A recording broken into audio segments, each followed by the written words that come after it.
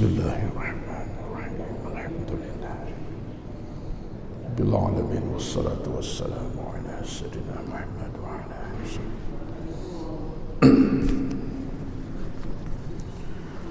Bismillahilladzi la yadurru ma'a ismihi syai'un fil ardi wa la fis samaa'i was-sami'ul 'alim. Bismillahilladzi la yadurru ma'a ismihi syai'un fil ardi wa la fis samaa'i was-sami'ul 'alim.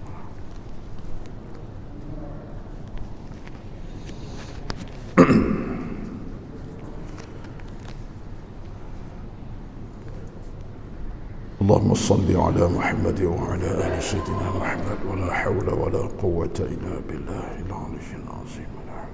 على محمد وعلى آل سيدنا.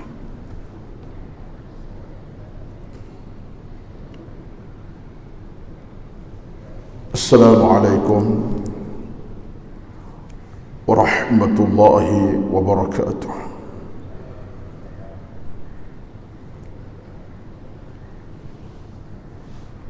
إن الحمد لله نحمده ونستعينه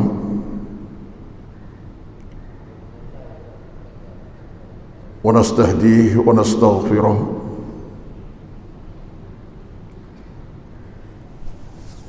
ونعوذ بالله من شرور أنفسنا ومن سيئات أعمالنا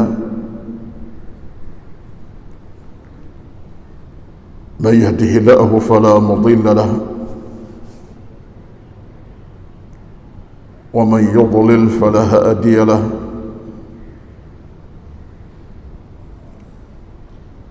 أشهد أن لا إله إلا الله وحده لا شريك له وأشهد أن محمدا عبده ورسوله. ربنا عليك توكلنا وإليك أنبنا وإليك المصير.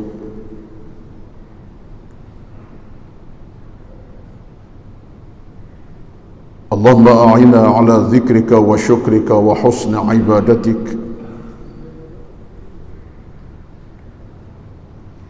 ربنا افتح بيننا وبين قومنا بالحق وأنت خير الفاتحين.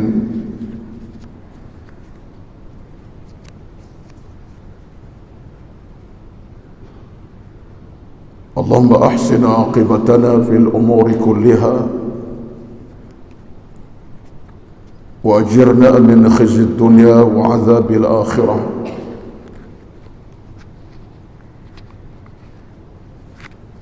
اللهم لك الحمد كما ينبغي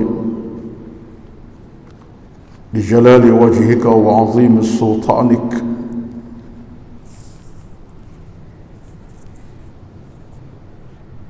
اللهم رب يسر أمورنا ولا تعسر علينا إنك أنت العليم الحكيم. رضينا بالله ربا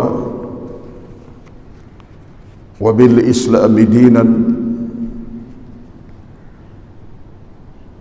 ومحمد صلى الله عليه وسلم نبيا ورسولا. اللهم رب اشرح لي صدري ويسر لي أمري واحلل عقدة من لساني يفقه قولي يا رب العالمين. أما بعد، أعوذ بالله من الشيطان الرجيم. الذين آمنوا وهاجروا وجاهدوا في سبيل الله بأموالهم وأنفسهم أعظم درجة عند الله وأولئك هم الفائزون. Yang bermaksud orang-orang yang beriman dan yang berhijrah dan berjuang di jalan Allah Subhanahu wa taala dengan harta benda mereka dan jiwa raga mereka akan beroleh kedudukan yang tinggi di sisi Allah Subhanahu wa taala dan merekalah orang-orang yang beruntung, yang berjaya. Sadaqallahul Azim, surah At-Taubah ayat 20.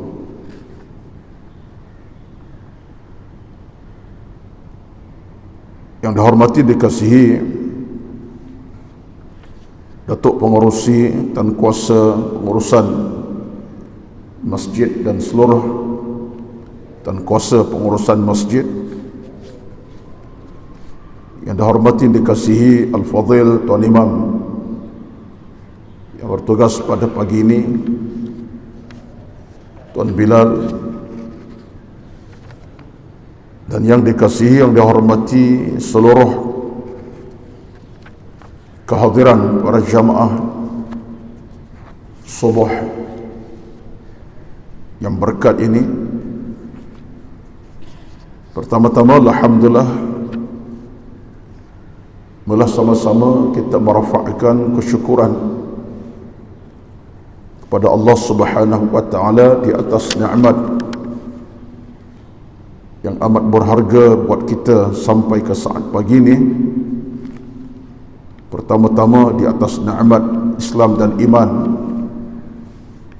yang masih kekal bertapak dalam jiwa kita semua, di mana dalam saat kita hidup ini, alhamdulillah, Islamlah yang memandu kehidupan kita dan imanlah yang menyelamatkan kita. Sesungguhnya beruntung dan berhargalah sebuah kehidupan yang sentiasa dipandu oleh Islam dan iman,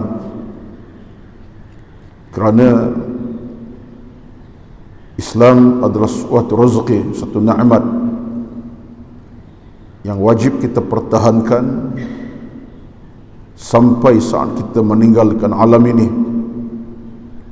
Kita meninggal sebagai seorang Muslim sesuai dengan apa yang disebutkan Allah dalam Al-Quranul Karim, Al-Imran ayat 102, Ya ayyuhalladzina amanu taqullaha haqqa tuqatih wa la tamutunna illa wa antum muslimun. Bermaksud, janganlah kamu mati melainkan mati sebagai seorang Muslim, mati sebagai seorang yang beriman pada Allah Subhanahu wa ta'ala. Oleh itulah perjuangan kita dalam hidup ini tanpa cuai adalah perjuangan untuk memantapkan keimanan dan keislaman kita. Dalam apa keadaan sekalipun kita hidup, dalam ujian, cabaran mendatang, sekalipun masalah berlaku, pegangan kita, kekuatan kita hanyalah dengan Islam yang kita anuti, dengan iman yang kita pegangi. Dan saya muqaddimah tadi pun telah memulakan dengan satu doa yang Nabi ajar kepada kita, radina billahi rabba wa bil islami dina wa bi Muhammadin sallallahu alaihi wasallam nabiyyan wa rasulah. Karena sabda Nabi dari riwayat, siapa yang ucap doa tersebut wajib lahul jannah, dia akan dapat syurga di hari akhirat nanti. Doanya, radina billahi rabba, kami rada Allah Tuhan kami, wa bil islami dinan, kami rada Islam pegangan hidup kami, wa Muhammadin sallallahu alaihi wasallam nabiyyan wa rasulah, dan kami rada Nabi Muhammad sebagai utusan Allah buat kami. Doa yang simple tetapi maksud tersirat, lagi tersurat, dan menjadi pegangan yang boleh jadikan kita tidak menyeleweng daripada urusan kehidupan seharian kita. Tuan-tuan dan puan-puan, di pagi yang penuh barakah ini, sepatutnya secara biasanya saya akan cuba untuk tadabburkan beberapa ayat suci Al-Quranul Karim. Tapi untuk kali ini saya nak mengambil peluang sekali sebulan ini untuk menukar sikit topik kita pada pagi ini dengan tidak membicarakan tentang tadabbur ayat Al-Quran, tapi untuk mengemukakan pada tuan-tuan atas tajuknya wasiat para ulama, wasiatul ulama, wasiat para ulama, berdasarkan beberapa kutipan daripada kitab Ibn Hajar Al-Asqalani. Kerana wasiat-wasiat para ulama ini merupakan wasiat yang akan menjadi panduan kepada kita. Ya, benar Al-Quran panduan yang abadi sejati, hadis Nabi panduan yang kekal abadi, tetapi di samping itu bicara para ulama pun ada harganya, ada nilainya, sehingga banyak wasiat para ulama dikumpulkan dalam beberapa tulisan tertentu. Di antara yang dapat sekutip pada pagi ini daripada kitab yang dikarang tulis oleh Ibn Hajar Al-Asqalani yang mengumpulkan ratusan bicara ulama dalam bentuk wasiat kepada kita semua. Saya cuba untuk menyampaikan pada pagi ini, kalau tak sebanyak mana pun, sekadar 3-4 wasiat yang boleh kita dengar dan mengambil panduan peringatan atas apa yang telah mereka tinggalkan buat kita. Dan para ulama ini ada di kalangan para sahabat Nabi dan para ulama yang datang kemudian daripada tabi'in ataupun tabi'at tabi'in. Satu di antara pandangan yang menarik perhatian saya pada pagi untuk saya muqaddimahkan kepada tuan-tuan yang hadir pada pagi ini adalah datang daripada suatu peringatan yang didatangkan daripada seorang ulama yang agak lama di kalangan ulama tabi'in kita, iaitulah Ibrahim Adham rahmatullahi alaihi, seorang tokoh besar. Beliau telah meninggal tahun 161 Hijrah, meninggal tahun 161 Hijrah, agak lama di kalangan ulama tabi'in, bukan sahabat tapi ulama datang kemudian. Seorang tokoh yang besar, seorang yang zuhud, terkenal kezuhudannya, dan telah berjalan ke beberapa tempat, ke Iraq, ke Syam, ke Hijaz, hidup dengan ilmu dan menyampaikan. Bahkan beliau pernah berjuang di medan tentera, medan kenteraan, untuk menentang penjajahan yang berlaku pada masa itu. Ini adalah sejarahnya dan cukup besar, dan beliau dianggap sebagai seorang tokoh besar. Bahkan ada di kalangan para ulama menyatakan beliau adalah tokoh dalam bidang tasawuf. Apa yang kata beliau yang dirakamkan oleh Ibn Hajar Al-Asqalani, kita dengar apa kata beliau. Ini bagi saya suatu kata-kata yang menarik yang kita patut ambil ingatan di atas peringatan yang disampaikan oleh Ibrahim Adham rahimahullah ta'ala yang meninggal tahun 161 Hijrah. Sekarang 1444 Hijrah. Bayangkanlah berapa ribu tahun dah beliau meninggal dunia, tetapi tulisan beliau tetap tercatat dalam tinta emas dalam tulisan para alim ulama yang datang kemudiannya. Ini suatu nilai menunjukkan betapa bicara orang-orang yang alim ini tidak akan padam secara mudah, tapi akan kekal sebagai tinta emas sepanjang zaman. Dan kita mengambil iktibar atas peringatan mereka ini. Dalam kata-kata beliau, kata Ibn Adham rahimahullah, hina sa'aluhu an qawlihi ta'ala ud'uni astajib lakum. Satu hari Ibrahim Adham ditanya tentang pengertian dan maksud firman Allah Subhanahu wa taala, iaitulah ud'uni astajib lakum.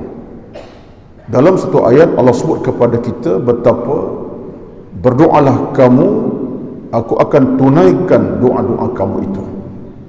Berdoa, aku akan tunaikan doa-doa kamu. Itu jaminan Allah kepada kita. Ud'uni astajib lakum. doalah kepadaku, aku akan terima doa-doa kamu. Itu jamin Allah. Tetapi kata yang bertanya kepada Ibn Adham, dia kata, wahai Tuan Guru, wa inna nad'u falam yastajibullahu lana. Berdasarkan firman Allah tadi, ud'uni astajib lakum, doalah kamu, aku akan terima doa kamu. Kata yang bertanya ini, kami dah berdoa, tapi semacam Allah tak terima doa-doa kami. Apa masalahnya, wahai Tuan Guru? Ditanya kepada Ibrahim Adham.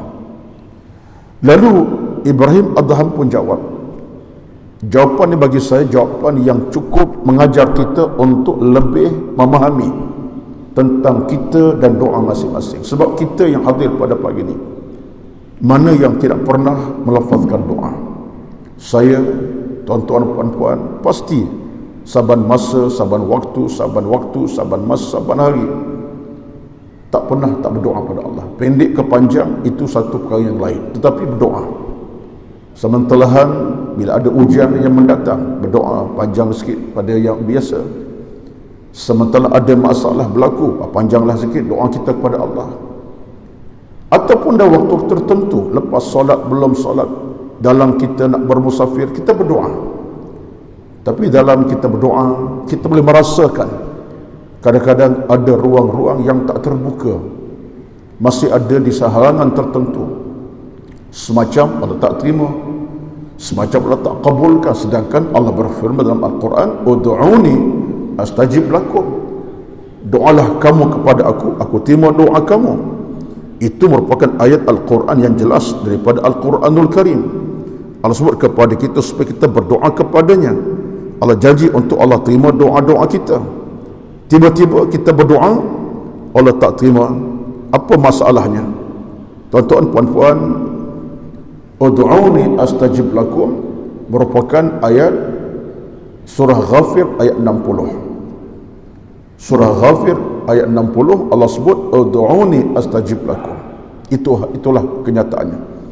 Lalu yang datang bertanya kepada Ibrahim Adham pun tanyalah, kenapa kami berdoa macam Allah tak terima? Lam yastajibullahu lana, macam Allah tak terima doa-doa kami.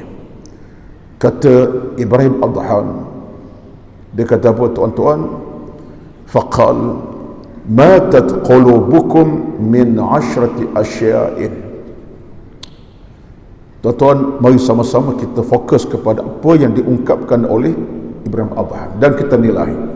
Saya menilai kembali apa yang diucapkan ini dengan apa yang saya hadapi dalam maksud doa ke macam mana, apa keadaan. Kita nilai, kita muhasabah balik.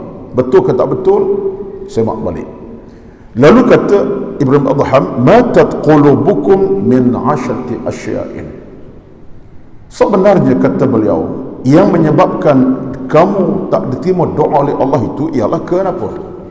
Kerana hati kamu telah mati dalam 10 keadaan. Hati kamu telah mati. Matat qulubukum min 10 asya'in. Hati kamu telah mati dalam 10 keadaan. Cuba tengok tuan-tuan, diikatnya oleh Ibrahim Adham doa ini Allah tak terima sebab apa? Sebab hati kita telah mati, hati kita bermasalah. Betul kata setengah ulama yang lain, ini pun disebutkan oleh Al-Imam An-Nawawi, kita berdoa dengan hati yang ikhlas, hati yang beriman, hati yang bertakwa, hati yang baik, hati yang hidup. Kita tak boleh berdoa dengan hati yang sakit, hati yang dah mati, hati yang tak ada cara, tak boleh. Apalagi hati yang memang penuh dengan 1001 masalah. Mesti ada kekuatan.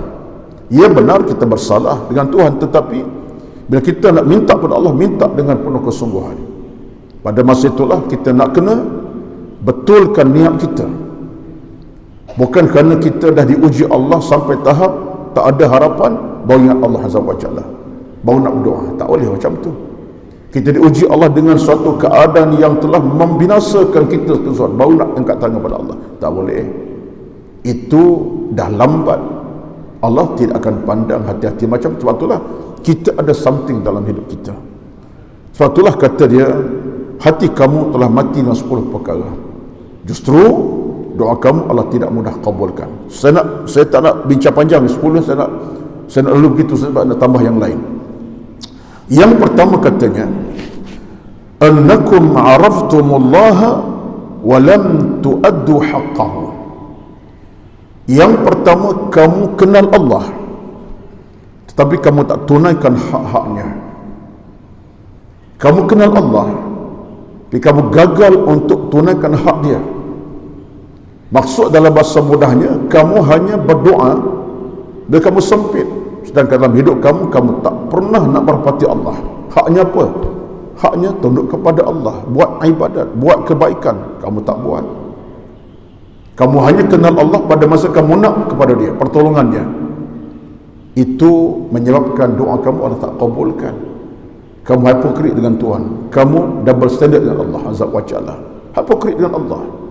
Jadi kata Ibn Taham, sebab yang pertama ialah yang jadikan doa kamu Allah tak terima dan hati mati, kamu kenal Allah, kamu tak tunaikan haknya. Itu yang pertama. Saya tak nak ulas panjang, sambil nasnya dan ringkasan saja.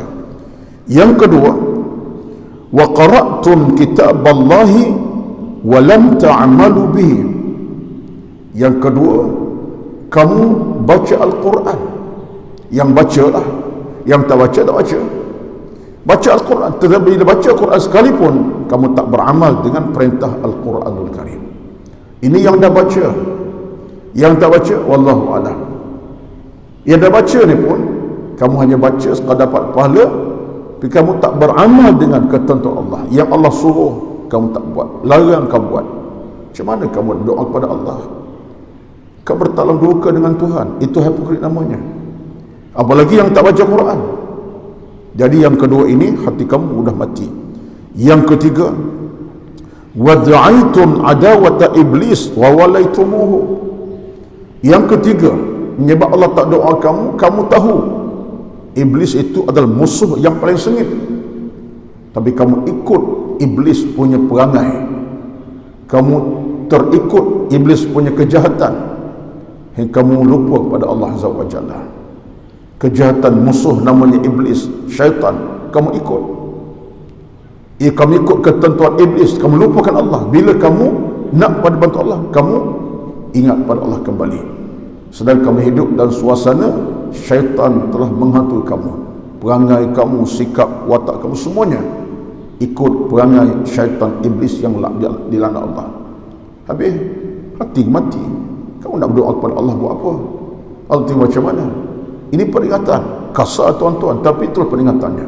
Yang keempat, wadda'aitum hubbar rasuli wa taraktum atharuhu was sunnatah. Kamu kenal Nabi Muhammad itu siapa, tetapi kamu gagal untuk ikut perintah arahan Nabi kamu Muhammad SAW.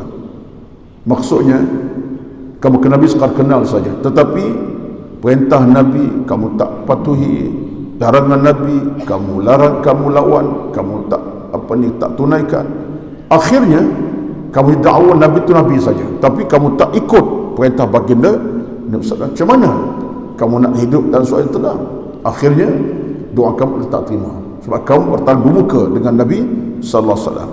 Seterusnya yang keberapa tu? 1, 2, 3, 4. Seterusnya yang kelima, wadda'aitum hubbal jannati wa lam ta'malu laha. Seterusnya, kamu tahu yang syurga itu satu rezeki yang paling besar. Kamu sayangkan syurga, kamu nak syurga, tapi kamu tak beramal dengan amalan ahli syurga. Kamu hanya kenal syurga ni satu rezeki, satu nikmat, tapi kamu tak sampai ke situ. Kamu tak ada cita-cita nak sampai ke syurga Allah Azza wa Jalla. Dengan maksud yang lain, kamu kenal syurga, tapi kamu tak cari jalan-jalan ke syurga Allah Azza wa Jalla. Itu satu masalah yang menyebabkan hati kamu buta, sakit dan mati. Coba doa Allah terima. Kemudian, wadda'aitum khawfan nar wa lam tantahu 'anil dhunub. Seterusnya, kamu kenal neraka. Neraka tempat yang paling menakutkan, azabnya paling sengsara, menakutkan kamu sampai boleh merosakkan jiwa raga seumpamanya, membakar kamu. tapi kamu tidak pernah nak tinggalkan dosa dalam hidup kamu. Walam tantahu 'anil dzunub, kamu tak pernah usaha nak tinggalkan dosa. Asyik berdosa saja, malam, siang, pagi, petang, tanpa henti. Sedang kamu kenal neraka itu tempat membakar manusia yang jahat, yang menyusahkan, menyaksakan. Kamu kenal neraka, tak usah tinggalkan dosa. Kemudian wadda'aitum annal mauta haqqun wa lam tasta'idu lahu, kamu tahu kematian akan datang bila-bila masa, tetapi kamu tak ada persiapan untuk hadapi kematian yang akan datang bila-bila masa. Ini kata Ibn Adham, bagaimana ia boleh merosakkan hati kita. Dan bila hati rosak, bagaimana Allah nak terima doa kita? Antaranya kerana kamu tahu kematian satu kebenaran pasti, tapi kamu tak ada persiapan hadapi kematian yang akan datang bila masa.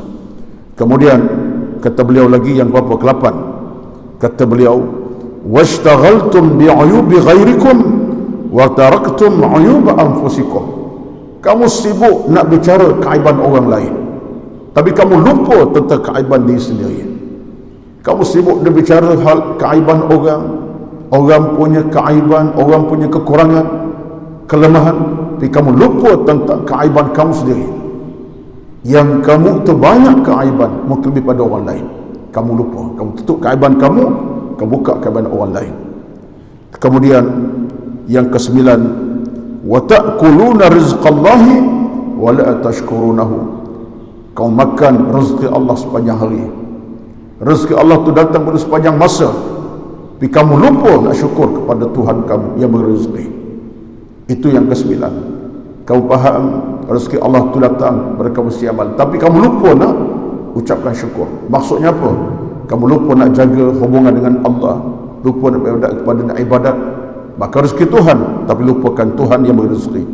Dan yang ke-10 terakhir, menyebabkan hati kamu lupa dan kemati, doa tak terima, wa tudfinuna mautakum wa la ta'tabirun, kamu tengok kematian berlaku, kamu dengar kematian berlaku, kamu tengok mayat dikebumikan, tapi kamu tak ambil peringatan. Kamu dengar hal kematian, tengok kematian, bahawa kamu tengok mayat dikebumikan, ditanam, tapi kamu tak ambil peringatan. Kamu tak ambil peringatan langsung. Kamu dengar tengok kematian, kamu tak rasa kematian itu ada dekat dengan kamu. Mayat yang kamu tengok itu bukan orang, kamulah sepatutnya mati, kamu tak rasa. Bermakna kamu hanya tengok kematian ataupun tengok mayat jenazah diuruskan, kami tak faham betapa kematian dekat dengan kamu. Ini 10 perkara, saya ringkaskan tuan-tuan, 10 perkara kata Ibn Adham yang boleh mematikan hati kamu. Dan bila hati mati, persoalan utama ialah doa-doa kamu Allah tidak kabulkan. Saya tuan-tuan boleh buat satu resolusi kepada saya sendiri. Saya tak buat resolusi pada orang, pada diri saya.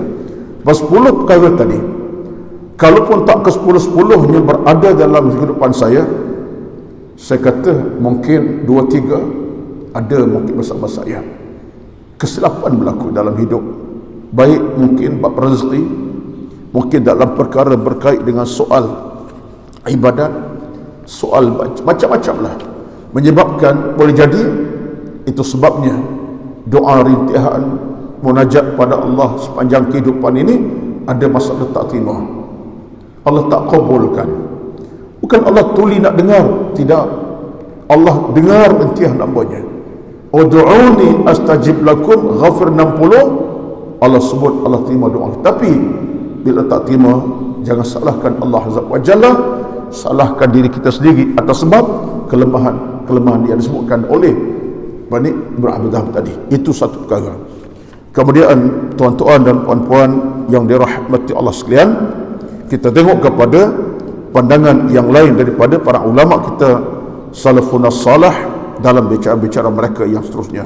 Tadi selesai daripada Adham, tokoh yang meninggal tahun 161 Hijrah, yang begitu cantik susunannya untuk peringatan kepada kita. Mudah-mudahan wasiat macam tuan-tuan berbekas di hati kita, berbekas di hati jiwa kita. Bila kita fikir tentang doa-doa ini, kita letaklah 1001 kesalahan ke atas diri kita sendiri. Kita letak 1001 kesilapan dan kelemahan kita. Bukan Allah tak dengar, bukan Allah tak kabul, tapi kita yang ada kesilapannya, kita yang ada kelemahannya. Dan 10 tadi mungkin berada dalam kehidupan kita seharian. Wallahu a'lam. Baik. Yang seterusnya ialah daripada Sufyan Ats-Tsauri rahmatullahi alaihi, seorang tokoh yang meninggal juga tahun yang sama dengan kematian Ibrahim Adham. Beliau juga meninggal tahun yang sama dengan tahun kematian Ibrahim Adham tadi, yaitu tahun 161 Hijrah. Namanya Ats-Tsauri dan disebut lahirnya pada tahun 97 Hijrah. Sufyan Ats-Tsauri ini seorang tokoh besar, dikenal sebagai Abu Abdullah, seorang tokoh hadis dan tafsir. Beliau dilahirkan di Kufah di Iraq, dan beliau telah merata dunia. Dia pergi untuk menyebarkan dakwah, dan beliau akhir meninggal di Iraq. Namanya Sufyan Ats-Tsauri, meninggal juga tahun sama dengan kematian tahun meninggalnya Ibn Adham 161, lahir beliau tahun 97 Hijrah. Apa kata beliau? Kata-kata ringkas, padat. Kata beliau, la tahqiru adh-dhunub as-sighar fa innaha tansha'ibu minha adh-dhunubul kibar. Kata-kata yang hanya sekadar 3-4 patah perkata, tapi maknanya mendalam. Peringatan yang ini bagi saya, peringatan yang kita kenal tak sebagai peringatan jiwa kita. Apa kata beliau? La tahqiru adh-dhunub as-sighar fa innaha tansha'ibu minha adh-dhunubul kibar. Janganlah kamu pandang lekeh akan dosa kecil, kerana daripada itulah munculnya dosa besar kemudiannya. Subhanallahil azim. Sulang balik terjemahannya, janganlah kamu pandang lekeh akan dosa kecil, kerana daripadanya lah akan muncul dosa-dosa besar kemudiannya. Subhanallahil azim. Tuan-tuan dirahmati Allah sekalian, saya bercakap pada pagi ini untuk saya banyak sebenarnya. Biar saya anggap bicara subuh macam ni lebih muhasabah diri sendiri daripada nak disabah orang lain. Sebab saya bercakap di dasar faktanya ada, buku saya baca, catatan saya baca, saya bawa, dan saya rasa ini suatu peringatan yang besar buat yang bercakap khasnya. Belum yang mendengar atau dengar, yang bercakap lebih tahu apa dia baca, yang ditatap, yang diambil pada sumber-sumbernya. Betul apa kata Ibrahim Adham tadi, dengan mengatakan janganlah kamu pandang sinis lekeh akan dosa kecil, daripadanya akan muncul dosa-dosa besar kemudiannya. Tuan-tuan sekalian, mudah untuk kita faham perkara ini. Rasanya kita dalam hidup beragama ini, baik hati ke jiwa ke, datanglah berbagai ujian dalam hidup kita sehingga boleh mengeruhkan hati dan jiwa kita. Ada orang tak buat dosa besar terus, bukan dia berzina minta maaf lah semacam tu, bukan dia minum arak berjudi, bukan, dia tak buat dosa besar, tetapi melazami dosa kecil, membiasakan dosa kecil. Percayalah, dia akan membarah dalam sebuah kehidupan. Dia akan menjadi virus yang besar, membarah dalam hidup, akhirnya merosak kehidupan. Sebab dosa kecil, tuan-tuan, merupakan satu perkara yang boleh membesarkan dari sudut dosa tadi, daripada rangka jiwa kita dalam kita. Kenapa? Kehitaman jiwa kita baru dengan yang dosa kecil. Manusia kalaupun dia tak buat dosa besar sekalipun, akhirnya dia buat. Sebab hati kita menjadi buta bermula dosa kecil. Hati kita jadi buta akhirnya dosa besar, dosa kecil. Lepas tu orang yang buat dosa kecil, dia akan terjebak kemudian dosa besar. Sebab apa? Dua sebab. Yang pertama, syaitan mula bertapak dalam hatinya. Sebab itulah kata setengah ulama, dosa kecil adalah merupakan rezeki syaitan. Saya tak ingat siapa yang sebut, tapi ulama sebut dosa kecil rezeki syaitan, rezeki dia. Lepas bila masuk titik hitam dalam hati kita, itu rezeki syaitan. Dia mula membiak, membesar, menyebabkan kita hilang keupayaan dalam melawan tindakan syaitan. Akhirnya semudah itulah kita buat kejahatan yang besar. Wal'aidzubillah. Tuan-tuan, renungkanlah. Saya tidak nak bawa satu ukuran kepada diri saya, kepada diri tuan, tidak. Tapi saya ukur dalam diri saya, itulah kenyataannya. Menyebabkan akhir boleh jadi satu ketika nanti, wal'aidzubillah, kita merasa dosa besar, tak ada masalah. Dosa besar, namanya apa saya dosa besar itu, sampai tahap kita dah mula buat dosa, kita rasa tak ada apa masalah. Sebab apa? Titik hitam yang berlaku telah membesar, virus membara dalam hidup kita. Akhirnya gelagat kita, akhlak kita menjadi makin hitam, makin rosak, makin buruk. Akhirnya menghitamkan kehidupan beragama kita. Dosa besar akan datang secara tidak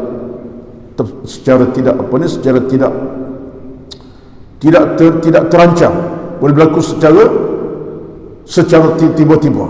Batulah benda macam inilah menyebab kita nak kena sentiasa beristighfar kepada Allah Subhanahu wa taala. Itu pandangan menarik daripada siapa? Sufyan Ats-Tsauri rahmatullahi alaihi.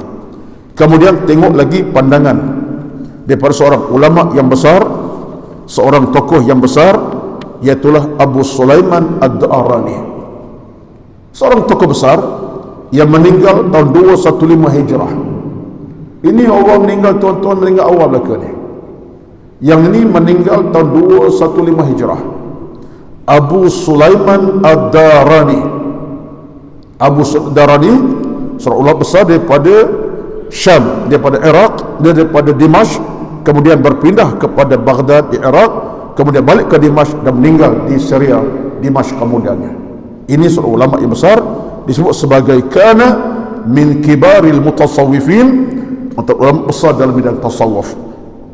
Beliau ada seorang ulama yang dihormati pada zamannya oleh kalangan rakan-rakannya, kalangan mutasawwifun baik. Apa kata beliau?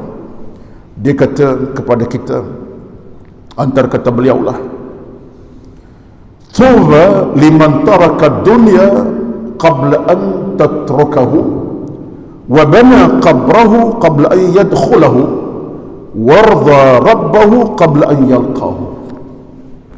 Kata-kata yang ringkas, padat, menarik. Dia kata apa? Tuba liman taraka dunya qabla an tatrukahu. Beruntunglah orang-orang meninggalkan dunia belum dunia meninggalkannya. Wa bana qabrahu qabla an yadkhulahu. Dibina kuburnya belum dimasuk. Warza rabbahu qabla an yalqah. Dia mohon Allah punya keradaan belum bertemu dengannya. Allahu Akbar, tuan-tuan. Kata-kata ini datang daripada hati. Dia tak muncul secara begitu rupa. Pasti datang pada hati yang bersih, bercakap benda-benda yang tak orang fikir secara mudah. Apa kata? Seulang kata-kata beliau. Tuba liman taraka dunya qabla an tatrukahu. Qabla an tatrukahu. Taraka yatruku tarkan. Ya, bahasa Arab ni kena baca betul, baris pun kena betul. Kalau tidak, orang dengar yang faham Arab akan marah. Apa ustaz baca salah ni? Baik, sekadar baca saya untuk apa yang saya boleh faham. Tuba liman taraka dunya qabla an tatrukahu. Beruntung orang meninggalkan dunia ini belum dunia meninggalkannya. Maksud apa, tuan-tuan? Orang yang bersama dunia tak ada masalah, cuma jangan sampai dunia ini menipu dia. Itu maksud beliau. Jangan sampai tahap dunia menipu kita. Tak ada masalah kita dengan urusan dunia, silakan, tapi jangan sampai dunia meninggalkan kita. Maksud apa? Menipu kita. Kita mengawal dunia, okey, itu yang patut. Kawal dunia dengan keimanan, dengan ilmu, dengan taqwa, okey. Dunia kita kawal dengan apa? Ilmu kita ada, iman kita ada, selamat. Sebab dunia genggaman kita. Jangan sampai dunia menipu kita kemudian. Kalau dunia dah menipu kita, tenggelamlah kita. Kerana dunia tak ada masa nak sembahyang. Kerana dunia tak masa nak mengaji. Kerana dunia tak masa buat pahala. Kerana dunia tercabut keimanan kita kepada Allah Azza wa Jalla. Dunia mula menipu. Ini kata beliau. Jadi kita dalam urusan dunia ini, kita kawal dunia, belum dunia mengawal kita. Renung-renung kalah. Beruntunglah tuan-tuan, di kalangan kita ada orang yang Allah rezekikan kehidupan yang senang lena, tetapi dunia di bawah tapak milik atau di bawah tangan dia, boleh lontar bila masa, boleh ambil masa. Yang kita tak naklah dunia menguasai kita. Akhirnya kita jadi hamba dunia. Hadis Nabi sebut hadis kata apa? Ta'isa abdud dinar, celaka hamba dunia. Itu hadis Nabi sallallahu alaihi wasallam. Itu yang pertama. Yang kedua kata beliau, iaitu Abu Salamah Ad-Darani tadi yang meninggal tahun 215 Hijrah, dia kata apa? Wa bana qabrahu qabla an yadkhul wa bana qabrahu qabla an yadkhulahu. Dibina kuburnya belum dia masuk ke kubur. Macam mana pula boleh bina kubur tak? Maksudnya lah, kita membina seawal hidup ini kediaman yang sejahtera di alam barzakh belum kita masuk. Maksud apa? Kita bina amalan yang saleh, cipta amal yang saleh, buat amal yang baik, cari keimanan, bina ketakwaan. Maksud apa?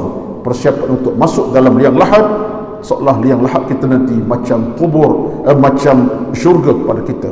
Itu maksudnya. Kita bina kubur belum masuk dengan amal saleh, dengan penghayatan ilmu, dengan takwa. Mudah-mudahan bila kita masuk liang lahat kita nanti, liang lahat kita umpama kubur yang bercahaya. Tenang kita. Sempit, ya sempit, tapi diluaskan amal kita. Yang meluaskan kubur amalan kita. Ya kubur sempit, gelap gulita, tapi dicahayakan oleh ilmu amal kita. Bermakna kita sekarang buat ibadat, dengan kita buat ibadat macam tu apa? Untuk cahayakan kubur. Seolah kalau kita meninggal hari ini, malam ini, sekarang ini, amal-amal kita menjadi amalan yang menyelamatkan kubur kita masing-masing. Kita masuk dalam kubur nanti, cahaya menanti, cahaya memancar. Amal-amal soleh kita akan memancarkan cahayanya dalam kubur. Seolah-olah kubur kita macam syurga, bersyurga sebenarnya. Itu maksud beliau. Binalah kubur belum kau masuk. Mudah-mudahan. Sebab Nabi pun sebut kita, bila kita meninggal sahaja alam bumi ini, bersama kita apa dia? Amalan kita. Bila orang tu mati, kata Rasulullah, diiring 3 perkara. Diiring oleh keluarga, harta benda dan amalnya. Bila hamba Allah tu dikemui ke dalam lahat, masuk liang lahat, faryaji'u sunan wa yabqa wahidun. Bila kita masuk liang lahat saja, alam barzakh kita, dua akan pulang satu bersama kita. Apa yang akan pulang? Anak pinak akan pulang tinggalkan kita. Harta benda diagih pada masa hidup. Yang bersama kita, amalan kita. Ketika itulah amalan kita menjadi sebab untuk cahaya kubur kita berterusan, kerana amal soleh. Kalau amal buruk, cahaya tak ada, makin gelap. Jadi kata beliau dalam kata-kata ini, wa bana qabrahu qabla an yadkhulahu. Kita bina kubur kita belum kita masuk. Bina dengan makna amal kita persiapkan, ilmu kita persiapkan untuk menjadi sesuatu yang menyelamat di alam barzakh kita. Amin rabbal alamin. Menarik tuan-tuan. Yang ketiga, wa arda rabbahu qabla an yalqah. Kita mencari redha Allah belum bertemu dengannya. Maksud mencari macam mana? Kita meraih dunia lagi dengan segala kebaikan. Sebab apa? Kita nak bertemu Allah dengan keredaan. Kita menghadap Allah dengan keredaannya, bukan dengan kemarahannya, bukan dengan murkanya. Maka kita mencari redha Allah sebelum kita mati, supaya Allah redha dengan kita, rahmati kita, selamat kita daripada bencana. Kata beliau, cari redha Allah sebelum bertemu dengan Allah Subhanahu wa taala. 3 peringatan disebutkan oleh Abu Sulaiman Ad-Darani rahmatullahi alaih. Kemudian satu lagi di antara kata-kata menarik pada Hatim Al-Asam. Hatim Al-Asam pula meninggal tahun 237 Hijrah. Hatim Al-Asam, ulama yang besar ini, meninggal tahun 237 Hijrah. Beliau dikenal Al-Asan, sebeliau orangnya ada kecacatannya, ada cacat fizikal. Cacat fizikal, seorang yang bisu, tak boleh bercakap, tetapi ilmunya tinggi, agamanya kokoh, dihormati. Itu kehebatan beliau. Meninggal tahun 237 Hijrah. Pernah beliau nukilkan, dalam kebiasaan beliau menukilkan dengan katanya, dengan dicatatkan, disebutkan para ulama kemudian, ma min sabahin illa wa yaqulu syaitanu li ma ta'kul ma talbas wa aina taskun fa aqulu lahu akulul mauta wa albasul kafana wa askunul qabra. Dia ulama ni tuan-tuan, bila ada keilmuan yang tinggi, dia bercakap benda yang di luar daripada konteks orang berfikir. Kita tak berfikir, tapi mereka bercakap macam tu. Lalu kata beliau, walaupun beliau dalam keadaan ada di sana kecacatan fizikal, disorotkan bahawa tiap-tiap pagi dia kata, bila aku bangun ma min sabah, tiap pagi kalau aku bangun saja, aku merasakan syaitan bercakap dengan aku. Ini pelik ni. Aku merasakan syaitan duk goda aku. Maksud cakap ni goda dia lah. Bangun pagi-pagi, aku rasa syaitan duk goda aku. Goda untuk jadikan aku ni hilang akhlak, hilang agama, hilang maruah, hilang iman.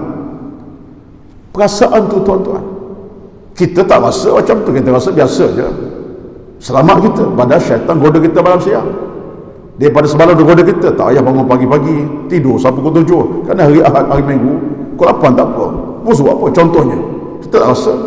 Padahal syaitan pada semalam goda kita, tak payah bangun awal pagi. Hari Ahad, relax lah. Pukul 10 bangun, pukul 10 breakfast, kemudian berjalan lah. Tapi itulah gangguan syaitan. Contohnya lah, bukan kita, insyaAllah kita selamat. Kawan kita tak selamat tu kita bimbang. Tuan-tuan sekalian, kita doakan. Kata seorang tokoh ni, Hatib Asli kata apa? Aku merasa pagi-pagi, mamin sabahin, maksudnya sabar di pagi lah. Bila aku bangun pagi, aku merasakan syaitan duk ganggu aku dengan berkata 3 perkataan. Syaitan duk kata 3 perkataan. Hari ni nak makan apa? Ma ta'kul, nak makan apa hari ni? Yang kedua, ma talbas, pakai apa hari ni? Aina taskun, nak pergi mana hari ni? Seolah dia masa macam tu. Ini tuan-tuan benda-benda yang cukup hebat, dan ianya berlaku sebenarnya. 3 soalan kuasa saya tanya. Apa dia? Ma ta'kul, makan apa hari ni? Makan apa hari ni? Kita tanya dah semalam lagi nak makan kat mana? Pagi ni nasi lemak, nasi berani, nasi goreng, ataupun contohnya apa makanan sajalah. Ya. Yang lebih teruk, makan kat mana? Akhir makan siapa aku hari ni? Itu lebih teruk lah tu, makan siapa? Nak balos siapa hari ni? Tipu siapa? Tuan-tuan sekalian. Jadi kata dia, aku rasa syaitan tanya aku, nak makan apa hari ni? Kemudian pakai apa hari ni? Perhiasan lah. Kemudian nak ke mana? Aku jawab, dia kata. Aku jawab dalam hati, aku kata, kalau syaitan tanya aku jawab.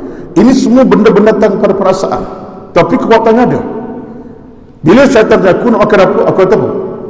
Kul maut, aku nak makan kematian. Maksudnya macam mana tu? Akul maut, aku nak mati, aku nak makan kematian. Makna apa? Aku nak hadamkan kematian. Maknanya aku nak rasa kematian, makan aku. Aku sonok makan kematian. Makna apa?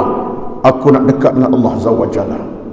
Aku nak makan kebaikan, nak makan pahala, nak makan redha, aku nak mati dan Allah. Itu dia. Kemudian kalau Ustaz tanya aku, pakai apa hari ni? Perhiasan apa hari ni? Aku jawab, wa albasul kafana. Aku akan pakaikan kain kafan. Aku akan pakaikan kain kafan. Mana aku nak bersiap sedia bertemu Allah Subhanahu wa taala. Itu pakaian aku.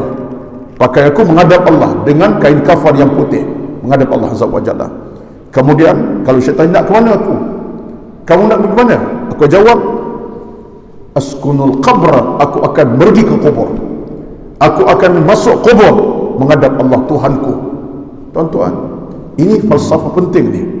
Nak menunjuk bagaimana Hatim Asam nak bercakap tentang bagaimana nak membawa hidup ke arah keimanan kepada Allah. Bercakap tentang kematian, mengisafkan. cakap kain kafan menyadarkan, cakap kubur jadikan kita lebih sedar.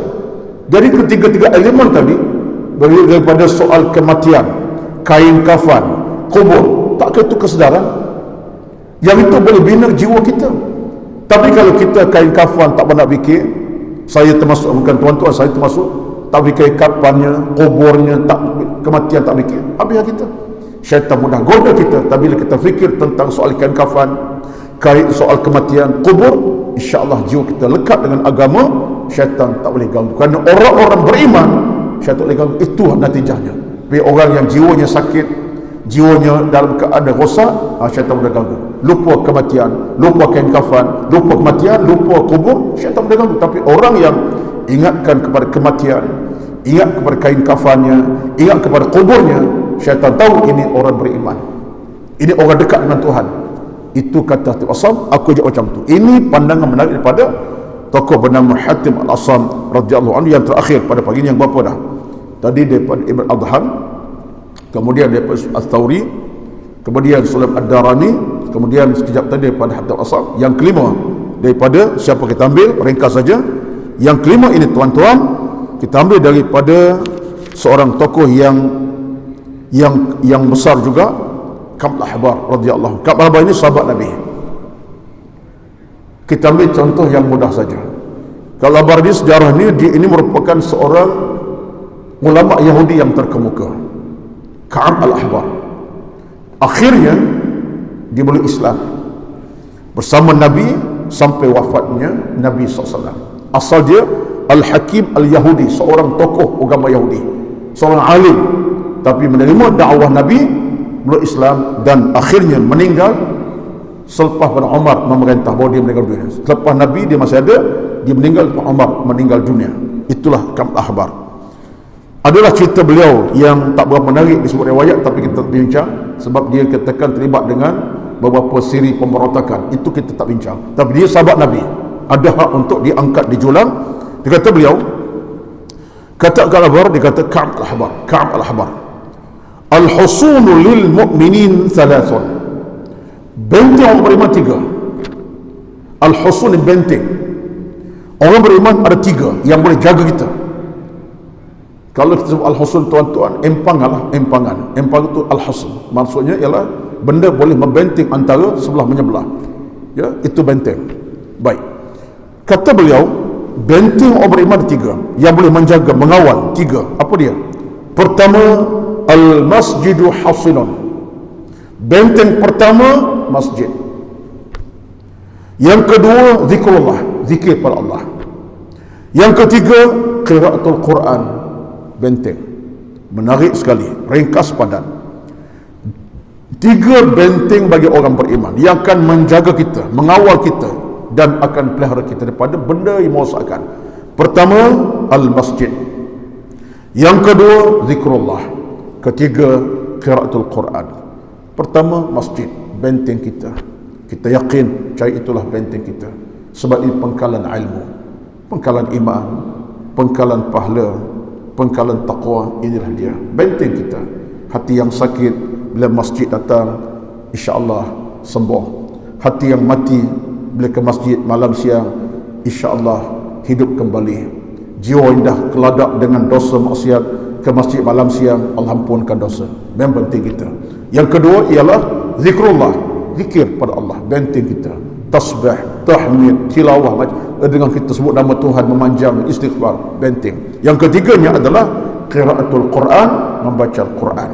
Lafaz Al-Quran, benteng kekuatan hati jiwa kita, dan boleh membekalkan iman taqwa pada kita, insya-Allah. Itulah di antara 5 ungkapan daripada tokoh-tokoh besar di kalangan para ulama salafun salih, yang saya rasa kalau tuan-tuan boleh semak balik daripada live kita pada pagi ini, direkam Haji Wan dengan YouTube-nya oleh masjid, kita dengar balik, insya-Allah. Saya tidak ada kemampuan lebih melainkan apa yang saya baca tuan-tuan daripada kitab yang bertajuk, yang dituliskan oleh Al-Imam Hajar Al-Asqalani, yang dikumpulkan ratusan bicara ulama, dan saya pun ambil iktibar, insya-Allah. Itulah sekadar kemampuan kita pada pagi ini.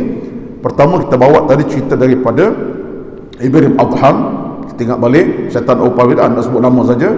Kita bawa cerita daripada Sufyan Ats-Tsauri, Kemudian kita ambil kata-kata daripada Abu Sulaiman Ad-Darani yang meninggal 215 Hijrah. Kemudian kita bawa pandangan daripada Ka'b Al-Ahbar radhiyallahu anhu, dan satu lagi kita bawa pandangan daripada daripada Hatim Al-Asam radhiyallahu anhu. Mudah-mudahan kesemua ini berberkas kepada kita insya-Allah untuk sama-sama dengar balik, kerana bicara ulama, bicara bestari, titak emas di sebalik bicara mereka. Amin rabbal alamin. Terus sekadar pertemuan kita pada pagi ini, mudah-mudahan ada baiknya di atas apa kita bincangkan, semata-mata untuk membina iman kita, membina kehidupan beragama kita, demi untuk kita meraih redha rahmat Allah Subhanahu wa taala. Moga-moga Allah sentiasa merahmati kita semua, ilmu yang makin kukuh di dada, iman yang makin kukuh di hati, dan amal kita makin padu dalam kehidupan, dan hidup kita yang makin diradai oleh Allah Subhanahu wa taala. Allahumma amin amin amin ya rabbal alamin. A'udzu billahi minasy syaithanir rajim. Bismillahirrahmanirrahim. Alhamdulillahi rabbil alamin. Wassalatu wassalamu ala sayyidina Muhammadin asyrafil anbiya'i wal mursalin wa ala alihi wa ashabihi ajma'in. Allahumma lakal hamdu kama yanbaghi li jalali wajhika wa 'azimi sultanik. Allahumma inna nas'aluka al-huda wat-tuqa wal-'afafa wal-ghina وزدنا ولا تنقصنا برحمتك يا أرحم الراحمين. ربنا ظلمنا أنفسنا وإن لم تغفر لنا وترحمنا لنكونن من الخاسرين. ربنا آتنا في الدنيا حسنة وفي الآخرة حسنة وقنا عذاب النار. وصلى الله على سيدنا محمد وعلى آله وصحبه أجمعين. سبحان ربك رب العزة عما يصفون وسلام على المرسلين والحمد لله رب العالمين. السلام عليكم ورحمة الله وبركاته. استغفر الله العظيم استغفر الله العظيم استغفر الله العظيم.